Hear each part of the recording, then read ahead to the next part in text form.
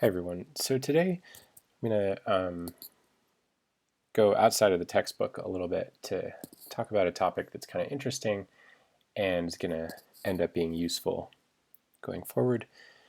And so the idea is we've got these complex numbers now, we've defined them, and the question is what can we do with them? And so a natural thing to ask is, given functions that we are familiar with, such as e to the x or cosine x, can we plug in complex numbers into those? So for instance, what is e to the I? Or what is cosine of some complex number?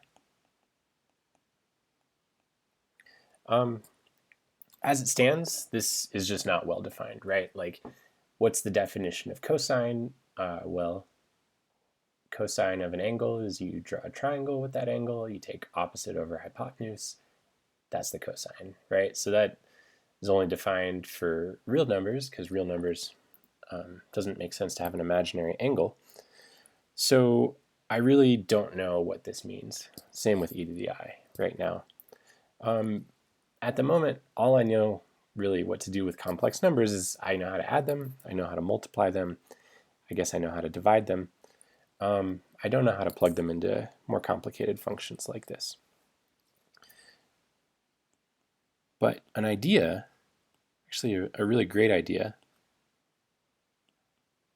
for getting a way of making sense of these expressions is to use Taylor series.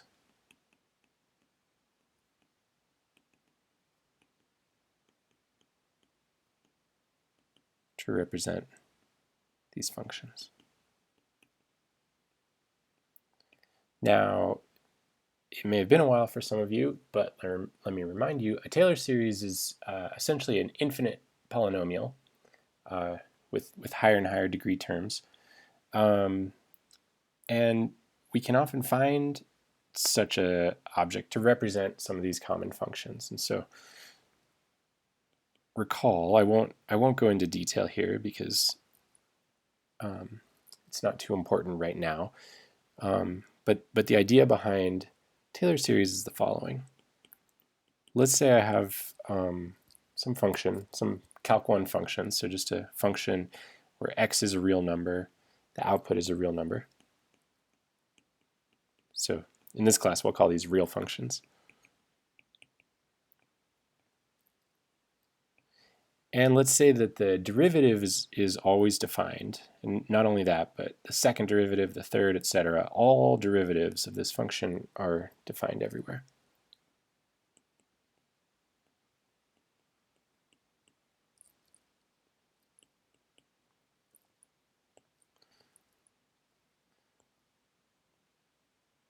Then,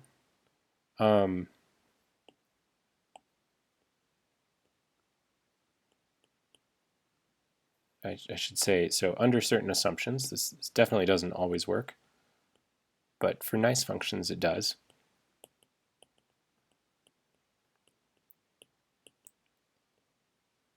And if you want to know what those assumptions are, I'll leave you to go look that up yourself. I'm not going to worry about it today. But in nice cases, we can then represent our function at some value x as an infinite sum. So it's equal to the sum, so n goes from 0 to infinity, of, I'll just do the Taylor series at 0. So the nth derivative of the function at 0, that's just some number, over n factorial, times x to the n. Okay, and again, this doesn't work for all functions f of x, but it works for a lot of them. For instance, it works for e to the x. So this works for e to the x, which means I can represent this function e to the x as a series. And the reason this is useful is because the derivatives of e to the x are very simple, and so I can actually write out what that series is, right? So if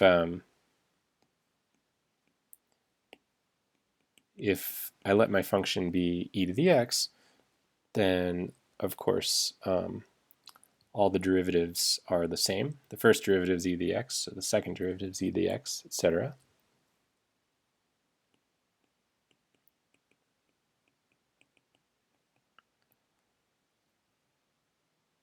So the nth derivative of x is equal to f of x, which means that the nth derivative of x, or of f of x evaluated at 0, is the same as f evaluated at 0, which is just 1, right? And so all these derivatives are 1, so in this case, e to the x, this series is really simple. It's just 1 over n factorial, x to the n. Okay, and so you have to check that the thing on the right, the series on the right, converges. There's convergence issues to worry about, and then Taylor's theorem is what tells us that what it converges to is equal to the value of the function at that point x. Okay, and so we can write this a little more simply.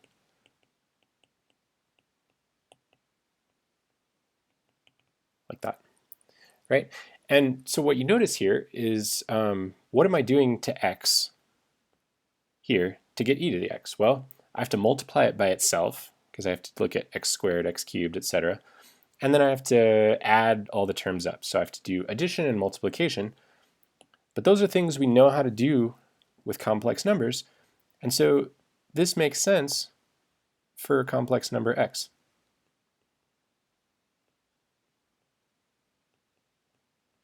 For x in the complex number c.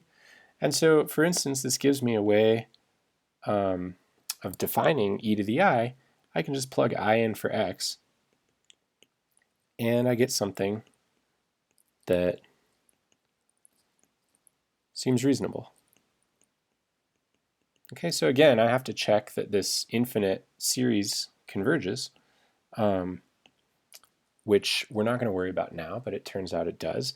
And so this is going to give me some complex number, which we might as well call e to the I, kind of by analogy with the real numbers.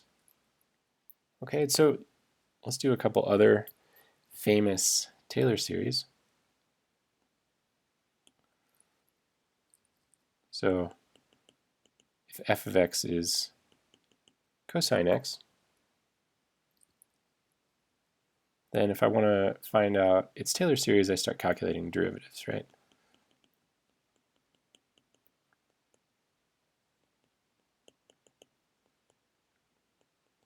And I'm going to do just enough so that I see the pattern. Okay, so derivative of cosine x is negative sine, and derivative of negative sine is negative cosine, and then I get sine, and then I get cosine. So the fourth derivative is the same as the function itself, so this is just going to repeat itself. So the next is negative sine, etc. And then I want to evaluate at x equals 0. Cosine of 0 is 1, sine of 0 is 0, so I get this pattern. Oops, there we go. And the next one would be minus 1, etc. Okay, and so if I plug this into this formula here, you'll notice that all of the odd derivatives are evaluated at 0 are equal to 0, and so I'm just going to be left with the even terms, and those alternate between 1 and minus 1. And so what I end up finding out is that cosine x is equal to, I'm not going to even try to write it in summation notation, I'll just write the first few terms. So 1,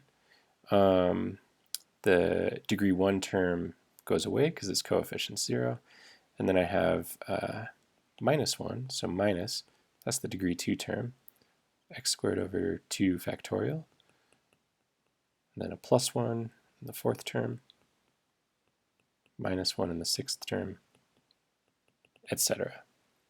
Okay, so turns out that this series does equal the function cosine x, so we get a series expression for cosine. And you can do a similar thing with sine of x. The derivatives are the same, except we just start here and go down. So the Taylor series, the degree 0 part is 0, and the first non-zero term is just going to be x. So if you work out the Taylor series, you're going to get something that looks similar, except it's got odd terms with alternating signs,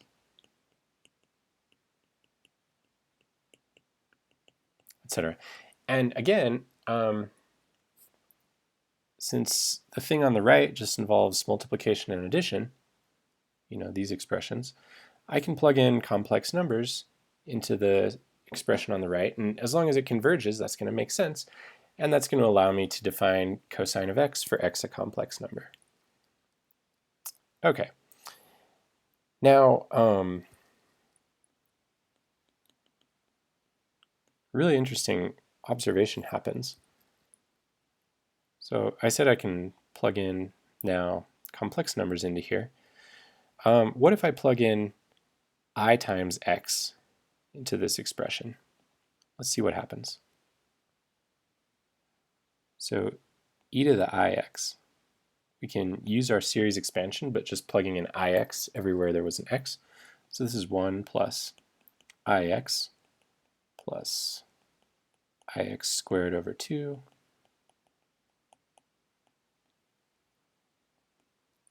how many terms do I want to do? I'd like to do several so that we can get the pattern when we simplify. I will do one more, etc. Right? But I can simplify this quite a bit because the powers of I are very easy, right? I squared is equal to minus 1, which means I cubed is equal to just minus I. I to the fourth is I squared squared, so that's just 1. I to the fifth is then giving me I again, etc. So this, I can write it as 1 plus ix, and then this I squared here becomes minus 1. So this is minus x squared over 2. I cubed is minus I. So I can pull that out. I to the fourth is 1. And then I start all over. So I to the fifth is I. I to the sixth is going to be I times I, so it's minus 1. Etc. And what I want to do to simplify this further is separate it into its real and imaginary parts. So assuming x is a real number, then the real part of this is sort of every other term. So I get 1 minus x squared over 2 plus x to the fourth over 4 factorial. I'm just writing down the real parts right now. Okay, so that's the real part. Plus, now the imaginary part, if I pull out an I from all the terms that are imaginary, I have x minus x cubed over 3 factorial plus x to the fifth over 5 factorial. The next term is going to be minus x to the seventh over 7 factorial, etc. And you can see now that these two series, the real part and the imaginary part, are exactly the series expressions for cosine and sine. And so e to the ix, now that I'm allowing complex numbers, this function right here can be expressed as cosine x plus I times sine x. Okay, because as series these are equal, and the series are equal to the corresponding functions, so these functions have to be equal. This has a number of really interesting applications. The least interesting is the following fact that's sort of seems miraculous the first time you see it, which is I can plug in pi for x, right? And I have e to the I pi on the left, and the series expansion tells me that this is equal to cosine pi plus I times sine pi, which is just 1 since sine of pi is 0, cosine pi is 1. So this is the reason behind that famous identity, e to the pi I minus 1 equals 0. It's just coming from looking at series expansions and allowing complex numbers as the variables. One other thing which is interesting is the following. So this also tells us, using the series expansion, let's take a complex number. So if I just have some random complex number z, and let's say I want to look at its polar coordinates, so I want to write its modulus, I'll call that r. So with r, okay, so if the complex number z has as its modulus r and theta as its argument,